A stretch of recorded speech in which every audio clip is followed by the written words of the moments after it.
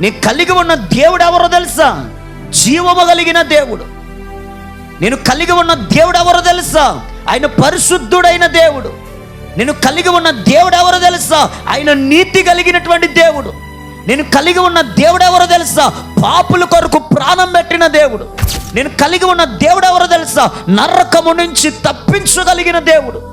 నేను కలిగి ఉన్న దేవుడు ఎవరనంటే, ఆయన పుట్టికలో కానీ జీవితంలో కానీ భూమి మీద బ్రతికిన ఏ రోజు కూడా ఇతడు పాపి అనే పేరు అనేటువంటిది ఎక్కడా పొందుకోకుండా పరిశుద్ధుడుగా బ్రతికి నాలో పాపముందని ఎవరు స్థాపించగలరు అని ధైర్యముగా చెప్పినటువంటి దేవుణ్ణి నేను కలిగి ఉన్నాను.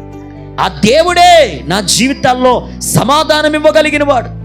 నేను కలిగి ఉన్న దేవుడే నా జీవితాల్లో నెమ్మదినివ్వగలిగిన వాడు.